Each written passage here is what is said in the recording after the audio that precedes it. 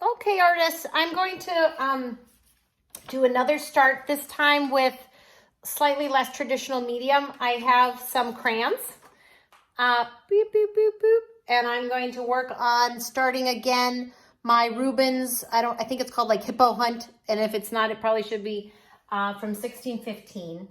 And I'm just going to give you another quick demo where I choose a light colored crayon and I kind of squint my eyes out of focus. Oh, and I put the crayons down so I don't feel like they're going to fall off my lap. It's really better to stand in general when you draw, so I'm not demoing it very well by sitting. So I unfocus my eyes to get sort of the feeling of the movement and some of the forms. And I let myself make a mess and be awkward and be okay with it. And I'm trying to draw the feeling of sort of touching the page as I go, just like we do when we draw the model in our class.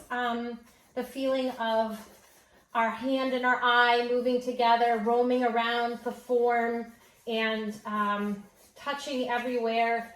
It's hard to do very, very quickly. I should have probably gotten the whole thing in by now already.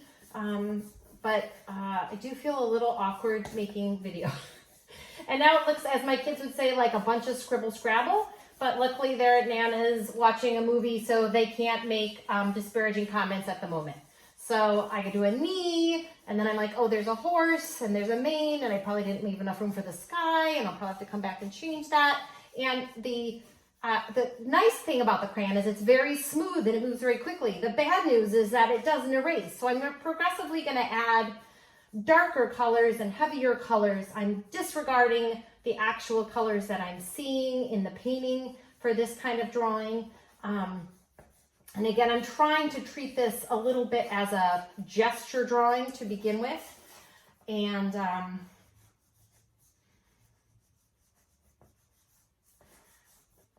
there's the weeds.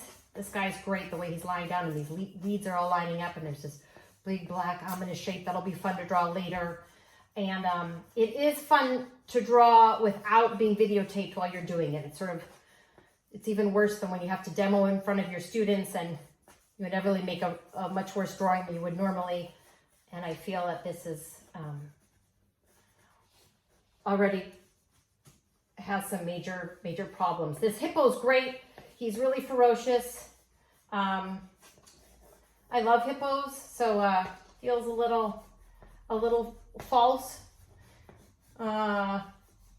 Supposedly they can be not your friend when you run into them in the wild, but I'm definitely a pro hippo type, and I feel like they're getting the bad end of the marketing over here. And I'm working on a snout, and then I'm going down, and this guy has a big knife, and he was looking pretty worried.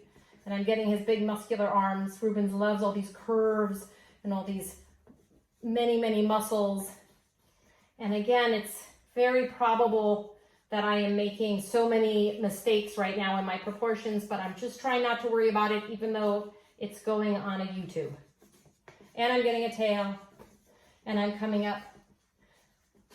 And just for the sake of your sanity and mine, I'm going to turn this off pretty soon, and then I'll check back after I draw a few more minutes so you get an idea of how to develop this. But my hope is that the main points are that you see that I want you to get the whole thing, not little bit and build it up little bit at a time, but you keep working the whole thing at once for a while, getting the gesture, getting the feel.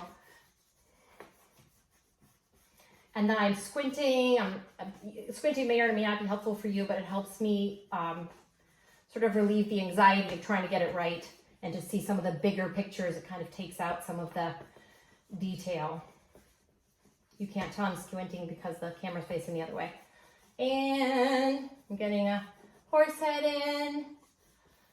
And oh, and I feel like that muscular arm is going to be in the wrong place, but we'll see. Okay, I'll check back in a little bit. Okay, bye.